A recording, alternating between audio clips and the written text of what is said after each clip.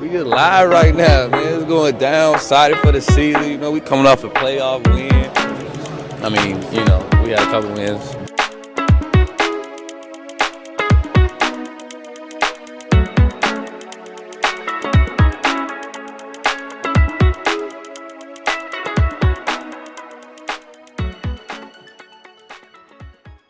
Hello and welcome to another episode of Deer Diaries, a Milwaukee Bucks podcast presented by us, the staff at Brewhoop. Yes, this is not Riley Feldman, the usual person that would do this intro. It is Kyle Carr. Riley is having a much-earned break and decided to use that break to run a marathon. Not how I would use my break, but that's Riley's saying. So best of luck, Riley. However, I am joined by another person from Brewhoop and basically our third/fourth host at this point. Jackson, how's it going? Things are going really well. Obviously, if you read any of our stuff or checked Twitter/X over the last couple of days, Van and I were at Media Day for the Bucks, so lots of fun there. Got to briefly chat with someone who we're going to get into here with a little bit very, very soon. But I had a great time. Always fun to learn more and talk with the NBA people. It's always fun. For sure. Yes, you two did a great job at Media Day. I love Van's quote about him asking Giannis what he liked about his wedding day. It seemed very on brand for Giannis. So very, very good there. And we have a special guest. If you're watching on YouTube, you can see her on the screen already. But it is the Milwaukee Bucks play-by-play announcer, Lisa Byington. Lisa, how's it going? Oh, I'm doing great. Super excited. You know, I was at Media Day too, and it just gave me a great taste of things to come. You know, really excited about just having a full year of Doc at the helm, seeing how these new pieces fit in. I know it's all stuff that we'll get into, but just being around the team and just around people who are covering the team just got me really excited for the season. I can't wait. Yeah, for sure. And Lisa, I'll have you just give a short intro about yourself for those that for some reason might not know who you are. Feel free to just give yourself a short little elevator pitch on who you are and what you've done. Yeah, I'm old enough to say the Cliff Notes version of it for those people that know what Cliff Notes are. Remember Cliff Notes, yes. I'm never the person who expects everyone to know like who I am and where I came from, but I grew up in the state of Michigan, so I've always been a Midwest person, always appreciate the Midwest sort of way of life and the mentality and really the sports fandom from, you know, I've lived in Michigan, Illinois, Wisconsin, and there is kind of a similar, it does exist, a similar sports mentality. You know, the Midwest loves their sports. They're hardworking folks. They're blue collar folks. And so there's a reason why I've never really left the Midwest and happy again to stay in the Midwest with this Milwaukee Bucks job. I have started out in broadcasting. I was in local news for 12 years. So like the Milwaukee sports folks that you see on your local television, that was me. You know, I was your weekend sports anchor and weekday reporter for about 12 years in markets like Alpena, Michigan and Lansing, Michigan. And Alpena was my first job. It was the second smallest market in the country. They measure market size based on population. And so New York is 1, LA is 2, Chicago's 3, and Alpena was 212 at the time. And it was right above Glendive, Montana. I know that because I looked. I said, what is Alpena bigger than? You know, so I checked that out, but I had to do everything and wouldn't trade it for the world. You know, I got paid $14,000 a year with that first job in Alpena, Michigan. And I had the camera on my shoulder. I was the one-person band with the mic in the other hand, and I would run off to high school football games and go to 3 to 4 at a night. Then I would rush back to our local station and I would edit my own highlights and cut my own highlights. And then I'd run into the bathroom and I would change because I was in like this, basically like jeans and a sweatshirt because I was out shooting highlights, had to put on, you know, makeup and hair and do my hair and then run out and anchor the sports like you had been like waiting for the highlights to come to you, you know, all night. And that's not the case. So did all that, got into the Big Ten Network and some regional sports stuff and then some national sports stuff. And then, fast forward, I'm in year 4 now as the television Bucks play-by-play, and it's been awesome. I love this organization. I love this team. I love the city of Milwaukee. And so it has been an awesome 3 years. And I hope your number 4 is the best one yet. We're hoping for a title for this upcoming season. So, Lisa, the first question that we want to ask you is, which new book are you most intrigued by, whether it's one of the rookies or the free agent signings? Yeah, I think it's Gary Trent Jr. I think he is, arguably going to be that fifth starter. And, a couple of things with Gary intrigues me. Number one, he took less money to play with Milwaukee. So what that tells me is that he's motivated, not by money, not by the outside things, but he's motivated for winning a championship. And he wants to be here. It's not like he didn't have any choices left and Milwaukee kind of fell into his lap. Like, he chose Milwaukee for less money to chase a championship, to play with Dame once again. And think about some of the shooting guards that have been in that starting spot. When you look at Grayson Allen or Malik Beasley, they've had some of their best years in that spot, and they've really thrived in that spot in Milwaukee. And I really feel like Gary Trent Jr. could do the same and could produce the same, right? We've seen in the past, and even though it was a different style of playing with Dame in the mix last year, but certainly if you're a shooter on this team, you're going to get your looks, right? And so we need good shooting guards, and so I am just thrilled, really thrilled when I saw that he was signed. Doc Rivers, I had done a couple of question answer sessions with Doc in the offseason at a golf outing, and then we had kind of a town hall for all the Bucks employees.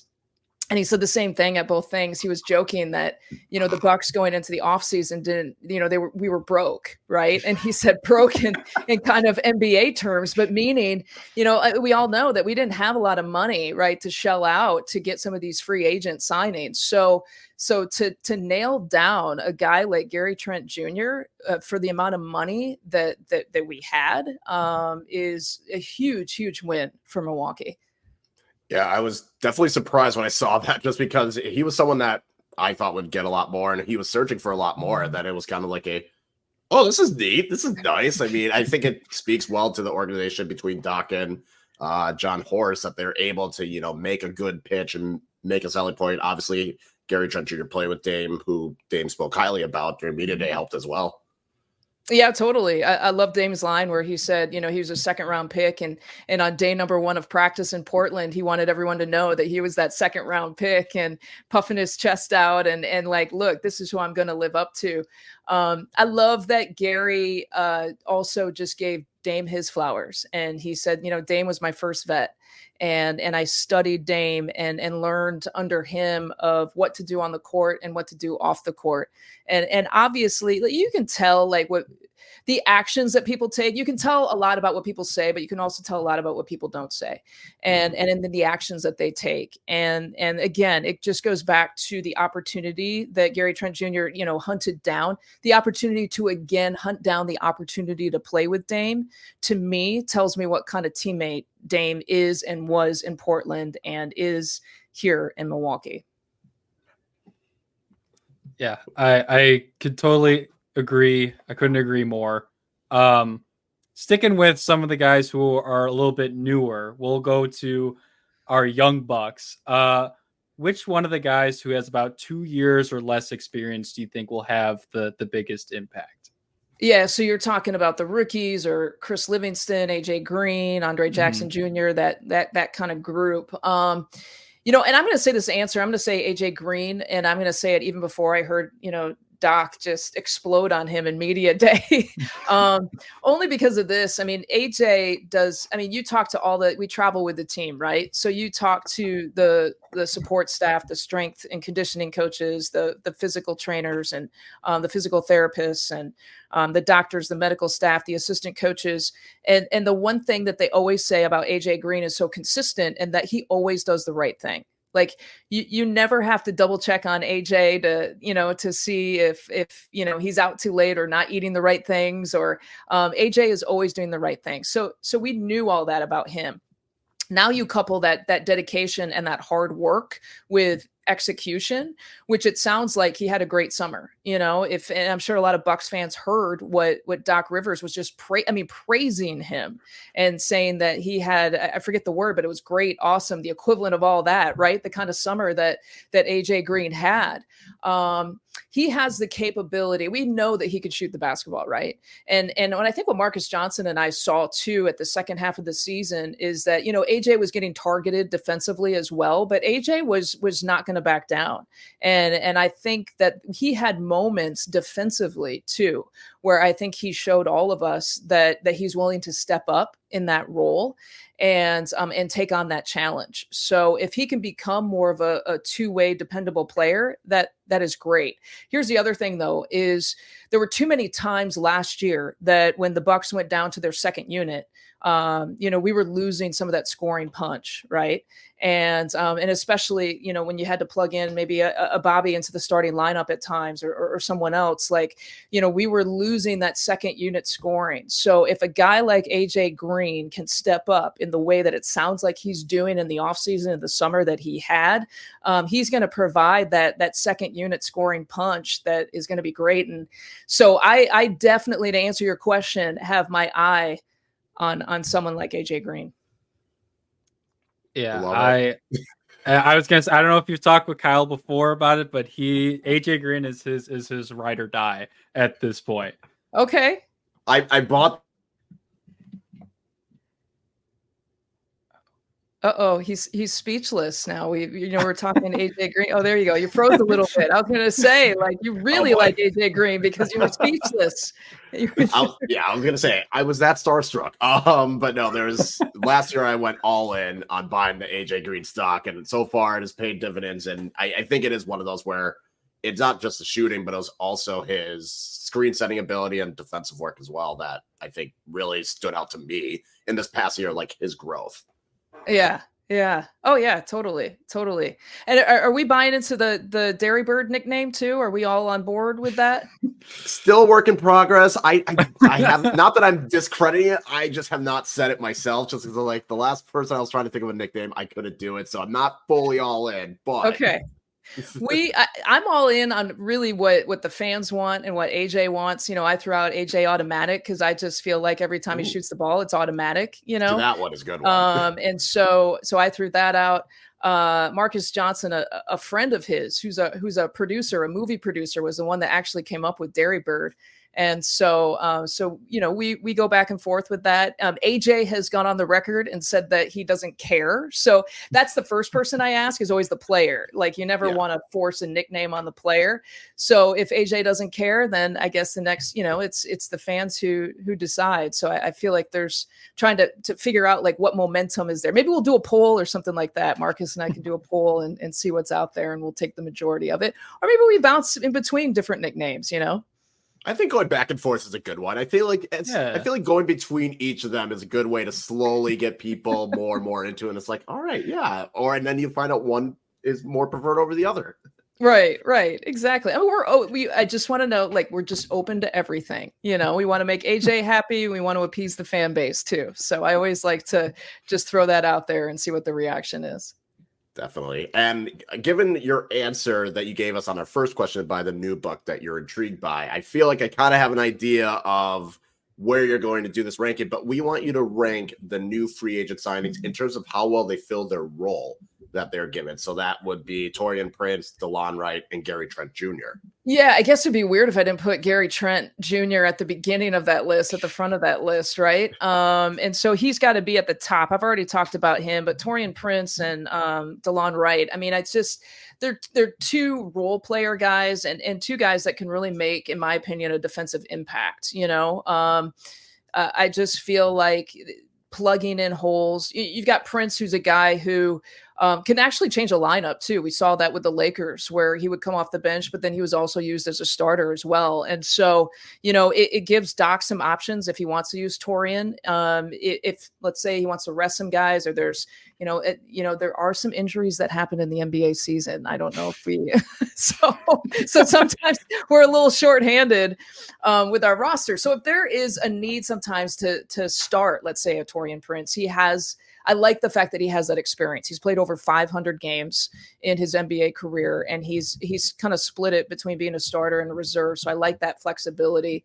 DeLon Wright, as we know, is a defensive specialist, really, and to have that kind of added value, most likely coming off the bench, is huge. And to have it's like your specialist, right? And we know, and I know we'll probably get into this a little bit later, but the point of attack defense, the perimeter defense, was something that obviously the Bucks lacked, in my opinion, last year, and they needed to shore up. And so I feel like, it's no secret. I'm not saying anything that I don't think NBA fans or Bucks fans don't know, but that's the secret sauce of this free agent group. Is you have a shooting guard, a scorer, you've got a guy who can play multiple roles and play with a smaller lineup if you start a Taurean Prince, and then you've got a DeLon Wright who can be a defensive specialist. I think it's the best of so many worlds with those three guys. So to rank them, Gary Trent Jr., I think at the top, and then can I put a tie with Prince and Wright? Can I do that? Is that legal? I can make my own rules, right? I'm the guest. I can make I feel like there are no rules. There's one slight caveat in a later question, but there are no rules otherwise. Okay. Good. I like to break rules sometimes. Ask my parents, so. Yeah. Before I get to the next one, I just kind of want to follow up on the free agency class as a whole, and just the fact of like how much younger it is than the last class. And like a lot was made of like how when they traded for Patrick Beverley, they were the oldest roster in the league, and now having Gary Trent, who's in his mid-20s, Taurean Prince is only 30, DeLon Wright's 32. So just talking about a lot more youth and athleticism, but with guys who are proven NBA talents. And add Andre Jackson Jr., and Chris Livingston, guys like that. And then the two rookies who they drafted. I'd be really surprised if we see any sort of minutes from those guys. Those were building blocks to me. Those were future picks. These guys are talented, but we want to keep them in our farm system, so to speak, and work with them and build them and that sort of thing. So yeah, I mean, it's John Horst has done an incredible job in moving pieces around and building blocks and figuring out like, look, these are the holes that we need to fill, but then these are also possible weaknesses in the roster that we need to pay attention to and take care of. And you're right. Like the Bucks last year were, if the NBA ranks ages and stuff, they were the I hate saying the oldest, but I like to say maybe the most veteran team in the league. But it's true. I mean, it's no secret. And so there is this championship window, right? You don't want to break up the core, and a lot of the age comes with some of those core players, the top 6 or 7 guys here on this roster. So you don't, we're not ready to completely blow that up right now. But what you can do is build around them with a little bit of youth and a little bit of energy and a little bit of the 20 somethings to bring that age limit, that veteran tagline down a little bit. So it's not always the oldest or the most veteran in the league when you're kind of measuring that across the league. Yeah, I totally see that. And I like that you brought up core, because it perfectly segues into the next question. Obviously, Giannis is numero uno, but in terms like rank these guys in terms of their importance if the Bucks are going to do what they obviously want to do, and that's win a title between Dame, Chris, and Brooke. I love this question. And I love the fact that you take Giannis out of the mix, right? That would be kind of the no-brainer. You guys are smart in that way. Very, very smart. Very tricky, too. It make me think about it. We know what Brooke can do. And, he's a staple piece for sure. My brain automatically goes trying to decide between Chris and Dame with this question. Chris, we saw the impact that he had when he wasn't playing, and then the immediate impact that he had when he was playing. And it was difficult to get Chris and Giannis and Dame together for a lot of games, right? But when the three of them were playing together, he just is the glue guy. And I think that's so important. But for my answer, as much as Chris is the glue guy, I have to lean on Dame for this answer because the Bucks gave up so much, for Dame. And many years ago, we know that Drew was the missing championship piece. And you trade for Dame and you give up a Drew Holiday and a Grayson Allen because you feel like Dame is the missing piece to bring back another championship to Milwaukee. So we haven't seen the best in Dame. He knows that. He addressed it. He is ready. We heard in his own words at Media Day that this team and this franchise is going to get the best of me this year. And I can't wait to see what that is, because you're talking now about 2 top 70 all-time NBA players in Giannis and Dame, and who now it sounds like have a better communication avenue between the two of them, right? They have a better synergy. And so we know what Chris and Brooke, they've already won a championship with Giannis. Dame has not. So Dame to me has got to be the most important piece for the Bucks here this year. Yeah, and I think one of the things we have to still remember is that trade happened right before training camp. So it's not it's kind of like Dame was learning on the fly and everyone was learning on the fly as well. And then you added a coaching change. So I feel like there's a lot of factors just within the basketball sense, and obviously uprooting from somewhere you've lived the majority of your adult life over to a new place. So I do think we'll get the best of Dame. It seems like he's been pretty dialed in. So I'm pretty excited to see that. Me too. I also thought it was interesting. There was a lot of nuggets. Normally you don't always get a lot of interesting nuggets on Media Day.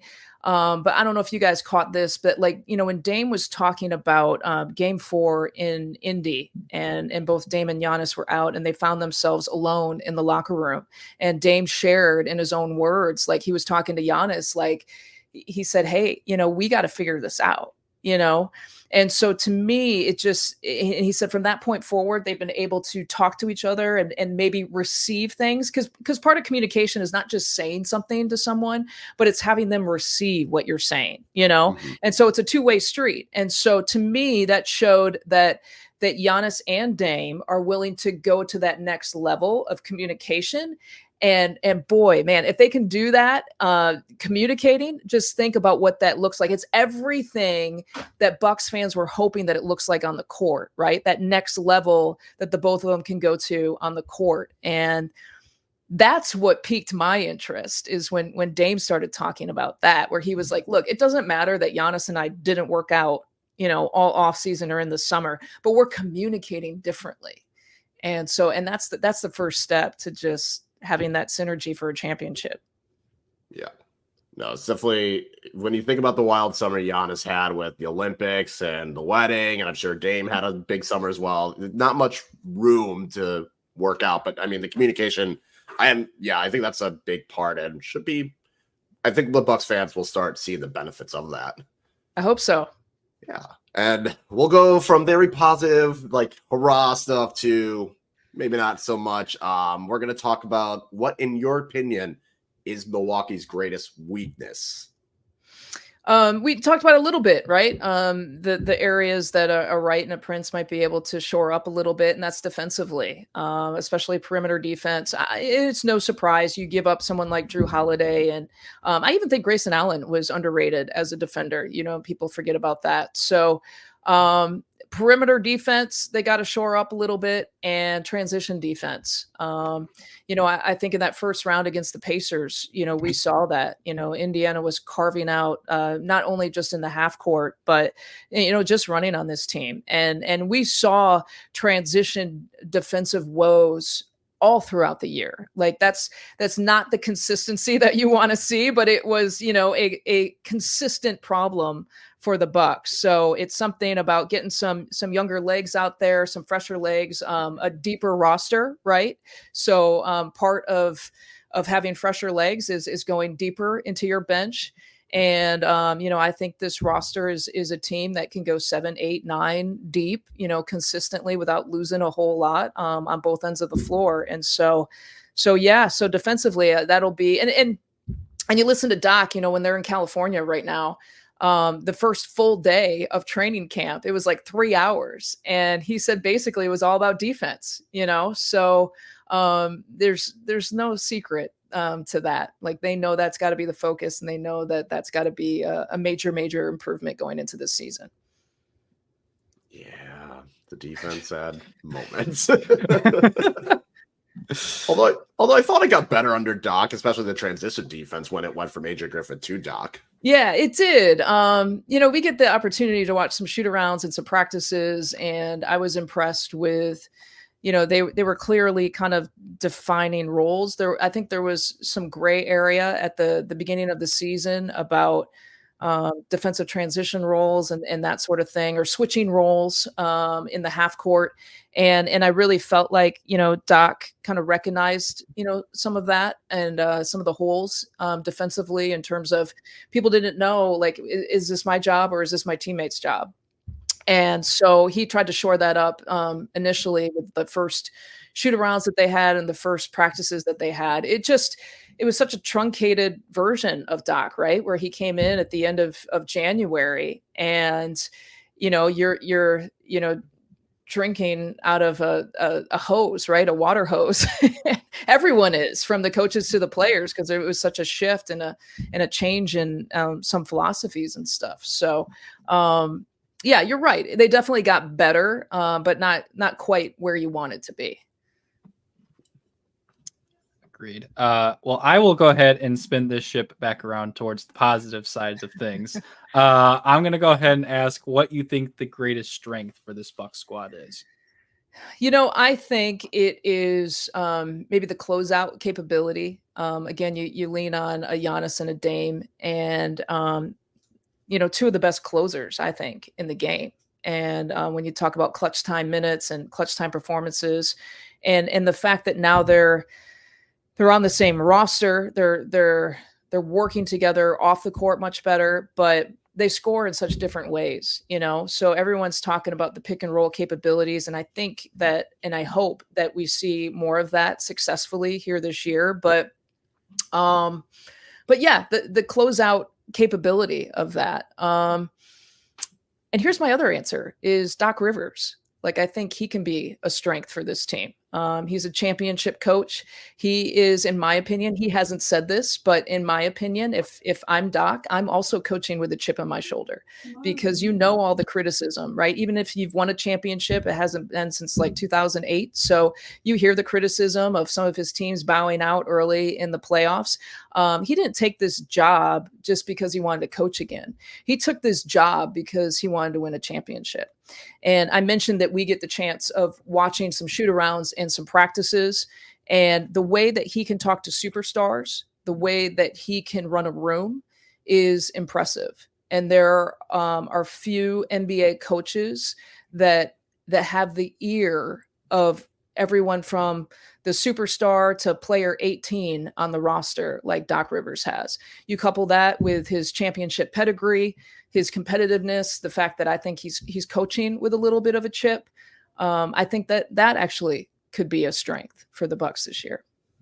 Yeah, I didn't think about that aspect of Doc also wanted to prove something if he wanted a coaching job during the summer of last year, he could have gotten one. I'm sure there are plenty of teams that would have done it, but you are right with like his ability. I think that's one of the things that gets him, the roles that he does is people respect him. People want to listen to him. And when you think of all the other coaches that probably are in that pedigree, like a Steve Kerr or Ty Lue or Greg Popovich, they all have that in common where it's like, it doesn't matter who you are, you will listen to that coach. And they all have also won championships. So I'm sure that, I just want to add to that too, this is a very personal job for Doc. Let's not forget, we know he's a Milwaukee guy. He's a Marquette legend. And he wants to do this city and this franchise proud. So it's not only just trying to get that second championship on his coaching resume, but it's getting another championship for a city and a franchise that he just loves and adores and came back here for a reason. Yeah, as someone who is a fellow Marquette grad myself, I was happy to see that I was hired, first of all. But I completely agree. When you come back somewhere that you have a lot of history with, great history too, it means that much more. And I think that will provide just the enormous boost for him coming into this year. Yeah, totally. He's talked about, he even joked that, Milwaukee is different to him because he's got more money now, so he can eat at better restaurants. But ultimately, he didn't have any money when he was at Marquette. They didn't have NIL or anything back then. But ultimately, he loves this city and everything that it is truly about. Yeah, there'll be there. I'm sure there were nights where he thugged it out at Solomon's every once in a while. Maybe one or two. But moving on, what's something you hope to see from the Bucks do like this regular season, whether it's like a stat goal or just like something you want to see like in terms of like a style of play type of thing? Yeah, great question. First of all, health, right? Not only obviously for the regular season, doesn't mean anything if you're healthy in the regular season and not healthy in the playoffs. We've seen that. But I just would like some health because two things, health and consistency, and they kind of go hand in hand, right? If you're healthy, then you can get that consistency with your rotations and your lineups that we just haven't had. I mentioned that, obviously there weren't many games of the regular season where we could see Chris and Giannis and Dame play together. I would love to see that combination. It doesn't seem like that path is going to happen right at the beginning of the season with Chris playing. We'll have to wait and see with that. But I think that's what I would love to see is, and think about, there was no consistency with everything that was going on. Just even going back to Terry Stotts stepping away, that started like the inconsistent roller coaster for the Bucks last season. The Terry Stotts situation, Dame coming in just days before training camp, the firing of Adrian Griffin, Joe Prunty actually taking over for a few games, even Doc Rivers, coming in. Like it was never really like you couldn't get a rhythm with anything. It was always, what's the next thing that's going to happen? And so to get that consistency, like I said, that comes with health, but just getting that consistency that comes with the consistent personnel, with the coaching staff and the players now understanding who each other are, and not having such an important piece like Dame being so new and all the personal even struggles that he had to go through where he's trying to play through an NBA season. All that stuff is super, super important. So, but it all builds to the playoffs too, right? If you're healthy, if you get some consistency, you're comfortable with your teammates and your rotations and your lineups, then chances are the playoffs are going to be pretty good. See, look at the Celtics. I mean, the Celtics had, for the most part, unbelievable health and consistency last year. And we all know to win a championship, you got to be a little lucky. You obviously got to be good, but you got to be healthy as well. So the regular season plays into all of that for the playoffs.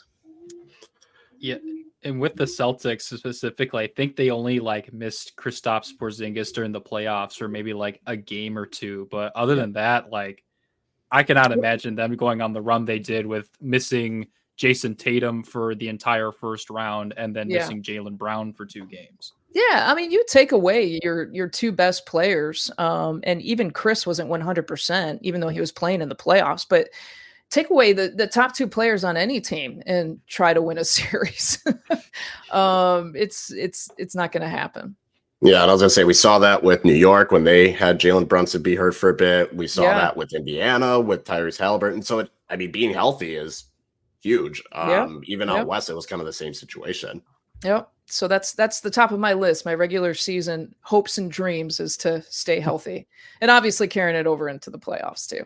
True. Did we go over that's what you hope to see as well when you're on the road? It's a Tuesday night in Brooklyn. Oh, I forgot that part of the premise. so kind of like, all right, it's been a long season, but this is what I want to see.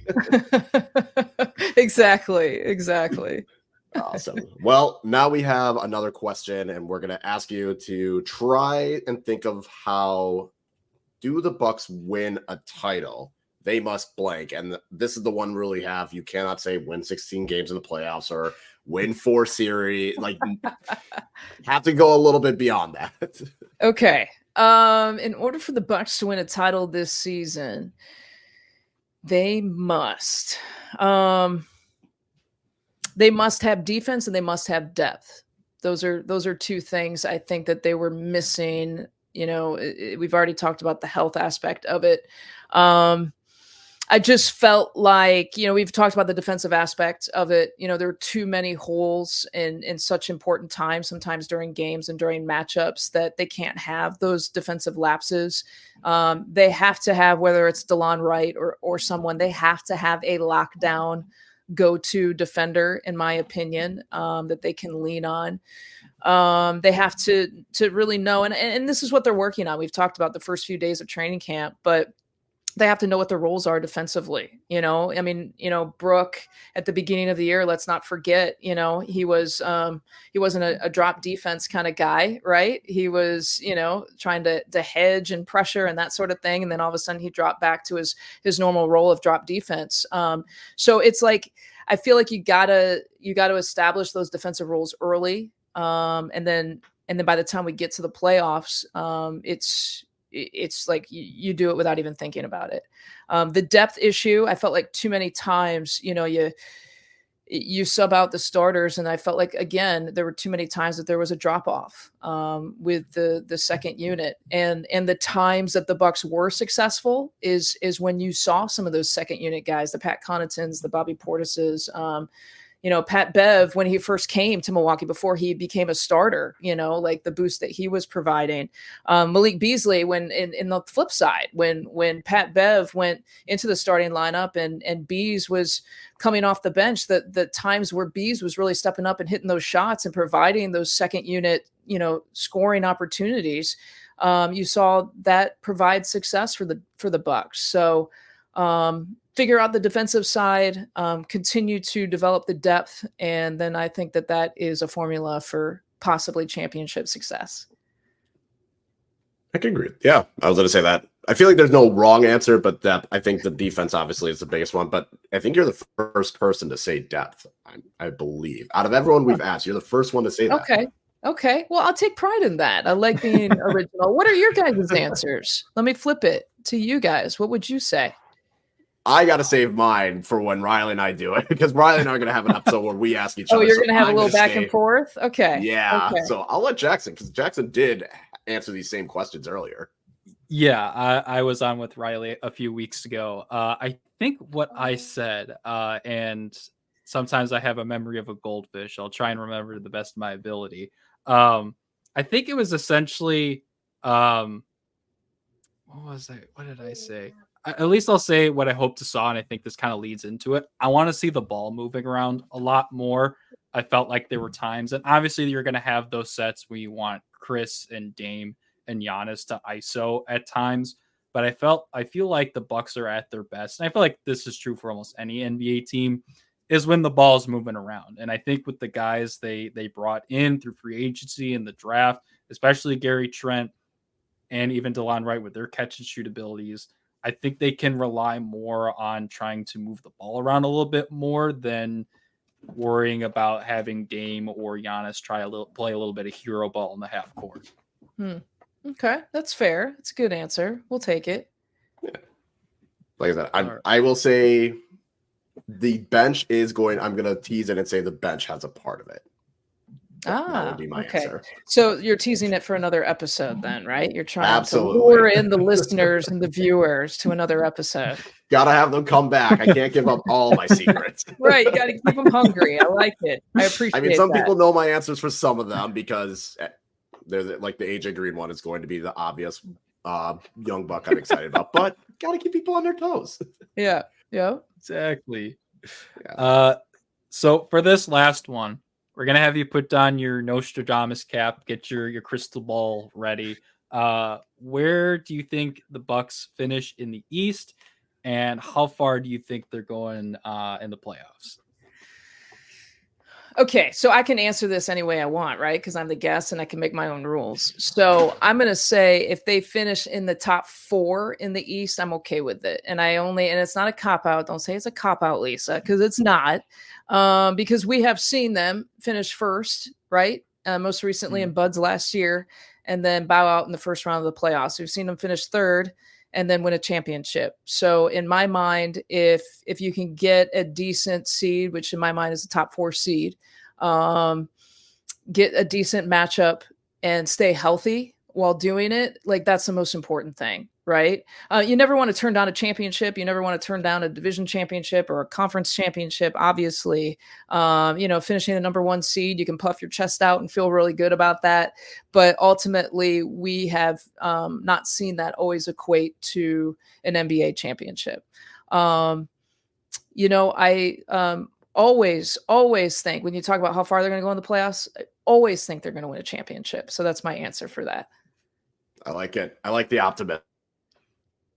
Answering the Bucks-centered questions. Now we have rapid fire questions. So we just have a couple questions that we want to ask you. You're free to add as much or as little detail into the answers as you like. So Jackson, I'll let you lead it off.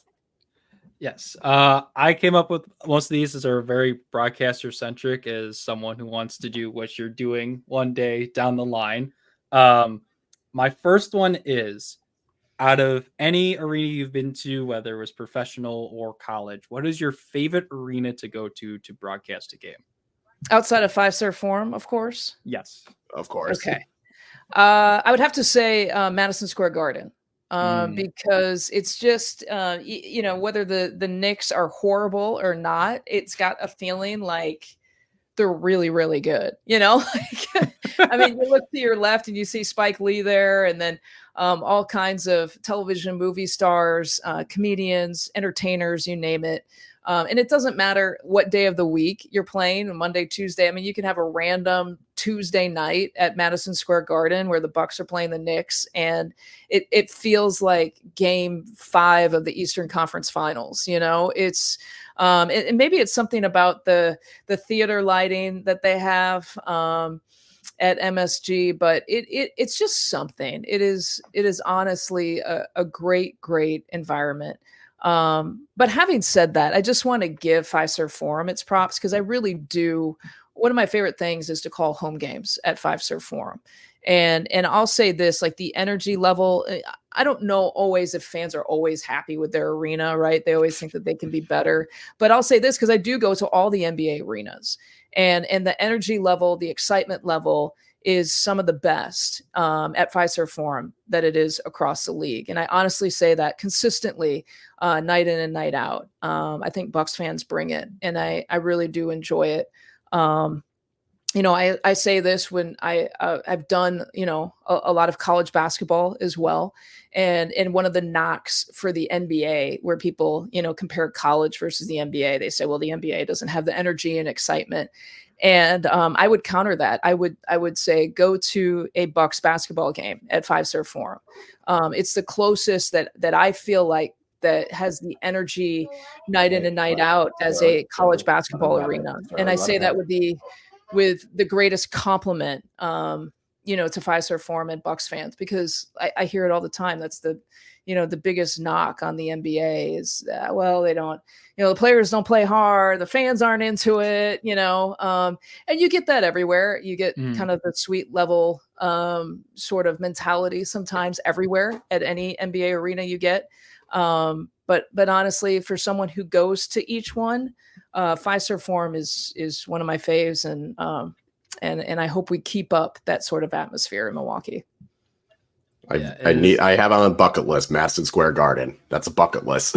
Go. It's I think every sports fan needs to go to Madison Square Garden, just to experience it. Even like the Big East tournament. I covered that before, and I don't know if Marquette fans have gone there because of the Big East tournament, but they come out. Yeah, no, I'm just saying of your viewers here who are listening to this, but like it almost doesn't even matter what event is going on at Madison Square Garden. It just has that like, wow, this is really important and this is a really big deal, kind of feel to it. So I highly recommend anyone to go there. Yeah. Just to follow up on that, like with the first time you were at MSG, because I got the privilege to go there my senior year for the Big East tournament when Marquette won it all. What was it like trying to navigate MSG? Because going there, there were times where like thankfully it was during other games, I just got lost. Like I could not remember where to go, which elevator to take, which stairs were locked. Like what was it like your first time trying to figure out where to go? Well, it's nice because I only went for work. So I went for TV purposes. So I always usually had like a coworker or a producer or someone with me to kind of help me along. And then you really have to make friends with the ushers. So there's even some MSG ushers who I'm friends with on Instagram still who work at MSG, and but you're right, because it's not like, I think you associate an arena with either being on the actual arena floor is either on the top floor or it's on the very bottom floor. Like you got to go up or down, and the court is, I forget, it's like on floor 4 or 7 or something. Yeah. It's I forget which. I apologize, but I forget like which floor it's on. But it's like kind of in the middle, right, of the elevator, and you're like, which one do I take? And yeah, it's unique in that way. But that's part of the aura of it, right? Is to try to figure it out. So we get dropped off when we go on the team buses and the charter buses, and we get dropped off, obviously they're in the loading dock, and you have to walk up like this unbelievable, like you go through security and you just keep walking up this hill to get up to the floor level, because the street level is lower than the floor level. So you're walking up this cement ramp, and the players have to do it too. And it's like, you feel it in your calves, just, I feel bad for the guys that got to play, because by the time I get up to the top, I'm out of breath, and thank goodness it's a few hours before we have to be on the air, because it would be tough to broadcast a game immediately after you make that walk. No. Who needs to go for a run? Just go up and down the stairs, I guess. Go up and down the ramp there at Madison Square Garden by the loading dock. You'll get your workout for sure. That's the one place that like I bring a second pair of shoes. A lot of times I'll wear heels, on game day, and I am not walking up that big cement ramp in heels. So I bring my kicks for that, and then I change. There you go. All right, I'll split this next one. What is your favorite Bucks game you've called, and what is your favorite non-Bucks game you've called? Oh, good questions. Maybe Giannis, the Giannis franchise scoring game against the Pacers. There was not, obviously the record speaks for itself, but there was just so much going on. I mean, there was flagrant ones, there was technicals, there was the game ball gate that was going on, like who took the game ball and why, and but I just went home after that game and I thought like this is just such a cool job, and Giannis is such a cool, like he's an otherworldly generational player, and we're all so lucky to just sit here and watch him perform. But to be able to be, front and center during a night like that, where, he breaks a scoring record, a franchise scoring record, was really, really special. So I would say that for the Bucks game. The non-Bucks game, I would say it would have to be in the college ranks when I'm doing the NCAA tournament for CBS and Turner Sports.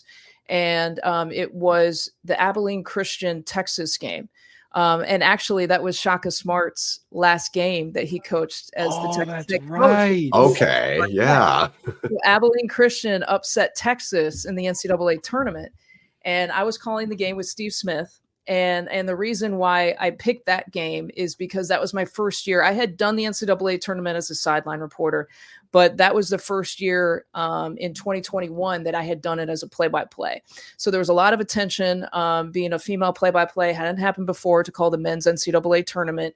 And so a lot of the questions are, obviously the NCAA tournament is about buzzer beaters. It's about upsets. And so even in my mind, guys, I even just had a question of, would I be prepared for the moment? Could I handle the moment? And so the moment was coming in that game, and it was Abilene Christian in Texas, and Abilene Christian had not won a game in the NCAA tournament before. And so they upset Texas. And so my call at the end was believe the unbelievable, and made that call and talked about Abilene Christian getting their first win in the NCAA tournament and the biggest program win in school history. And I've never done this before, guys, but after I made that call, I literally took my hands like this and I pushed myself away from the broadcast table. And I looked at Steve Smith, who was the analyst I was working with at the time. And we just both looked at each other and we smiled because, the question was, can you handle the moment? And then the moment came. And I felt like I handled the moment. And it was awesome. Not so awesome for Shaka Smart to be a part of that moment.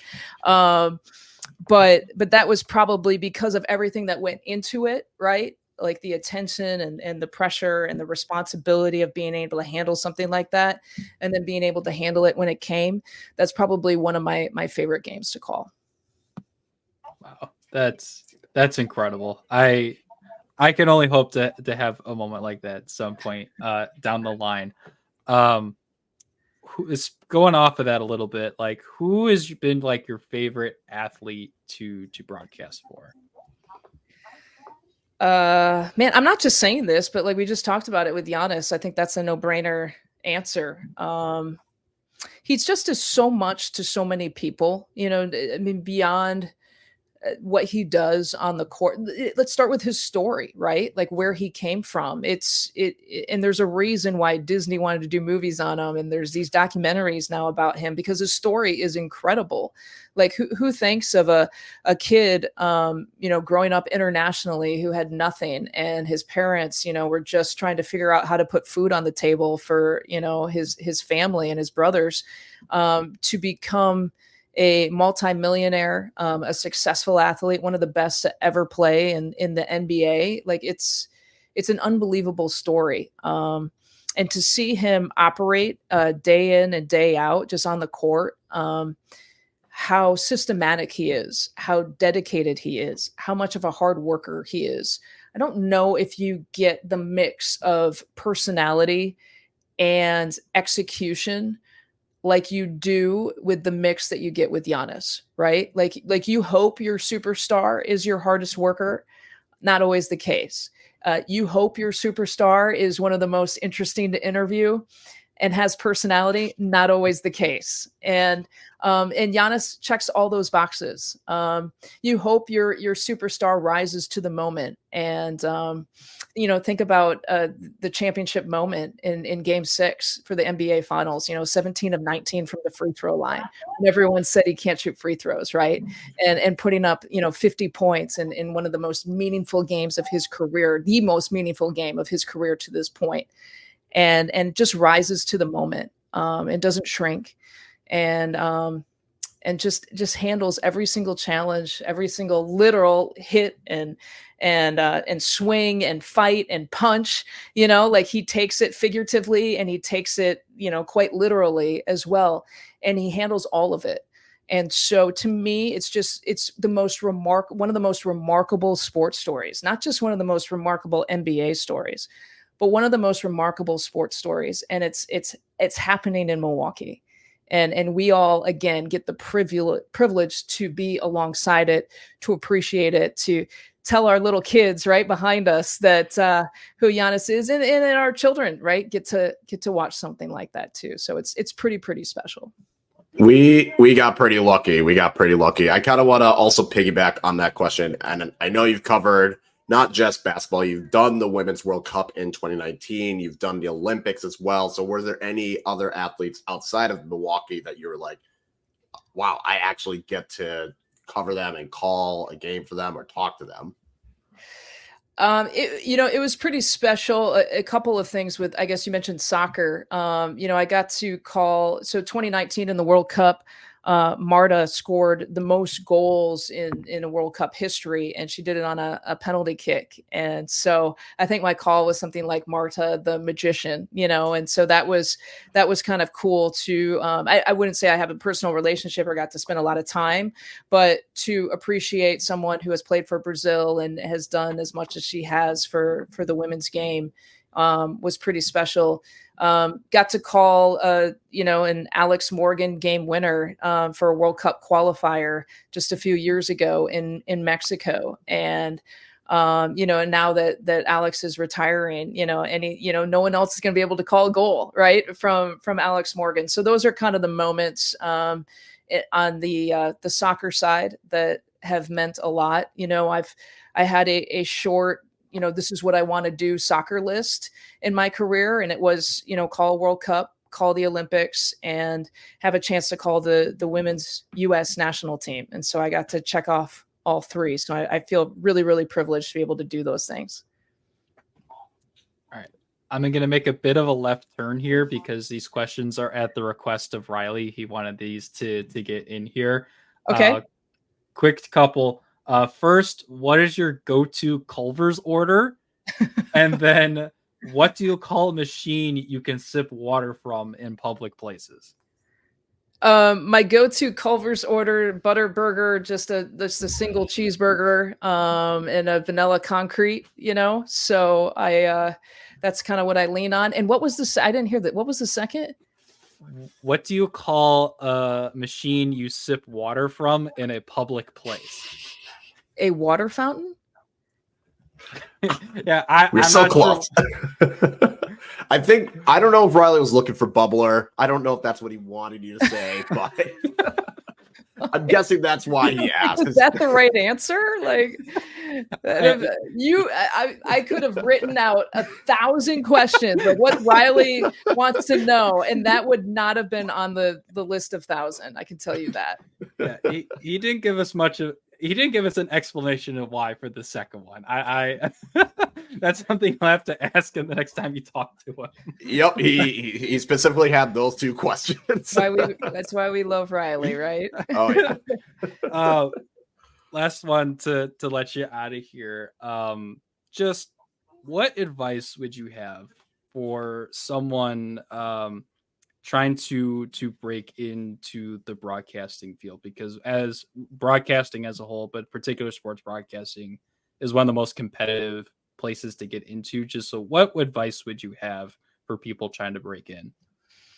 Yeah, I think it all centers around the word no for me. And so two things, never say no to opportunity. And when I say that, I talked about at the beginning of how I got started in local news, and then to transition from local news to the regional and national level, I had to say yes to a lot of scary opportunities. I had never been a sideline reporter before. I said yes to that. I had never been a studio host at a national studio level before. I had to say yes to that. Never been a play-by-play. Had to say yes to that. And I think about, let's say, my first play-by-play job was, they were looking, something happened and they were looking for personnel. I was in East Lansing, Michigan, working in local news at the time. And there was a women's college basketball game between Indiana and Michigan State. And they called me up, Big Ten Network called me up and said, "Hey, Lisa, would you like to be play-by-play?" And I thought to myself, I don't know how, what does that entail? What if I'm not sure, to get from point A to point B to point C. But I said yes to it, because it was an opportunity, and you never know if that opportunity is something that you like, and you never know what kind of doors that opportunity is going to open. If I had said no to that opportunity way back when, 2009, 2010, whatever year it was, I wouldn't have elevated, to where I'm at right now. And so say yes to the scary stuff. Don't say no to it. And the other thing is, don't let someone else's no be your no. So we all have gotten no's from doubters, from critics, from bosses, right? Who think that you're not right for that job or you're not ready for that job. The yeses have to come internally. And so that's the voice that you have to listen to. And it's not the no's that you get, because in this business, a lot of times, and maybe it's like this in other industries, but it takes one person to like you and one person not to like you. So you always have to believe, right? And if you believe and you've got a passion for what you're doing, you'll find that one person who also believes in you and who also thinks that you can do that job. You just got to work and grind and until you find that person. And but you don't let someone else's no deter you from that path and trying to get to where you want to go. So that would be my advice. I would say that is perfect advice, Jackson. I hope you took notes there for yourself. Yeah, I will watch this back 1,000 times if I have to. Awesome. Well, you can check her out on Bally Sports Wisconsin when the Milwaukee Bucks season comes around. But Lisa, where are some other avenues that people can check out your work? I'm trying to get better on social media. You'll see me, try to, post more stories, especially on Instagram. You can find me on X. It's under my name, Lisa Byington. I pop up on threads here and there. I have not yet, hooked up on TikTok or anything like that. Maybe that's somewhere down the line, but excuse me. But yeah, just check me out, especially on Instagram. And, hopefully I'll be a little bit more consistent on that medium. It's all right. We understand you're busy, so no worries on that. But we appreciate Lisa coming on. Make sure to check her out. Make sure to like, subscribe on YouTube, and also on whatever you get your podcast streaming app. And we will talk to you next time. I look forward to it, guys. Thanks for having me on, and thanks for all you do for Bucks basketball. Thank you.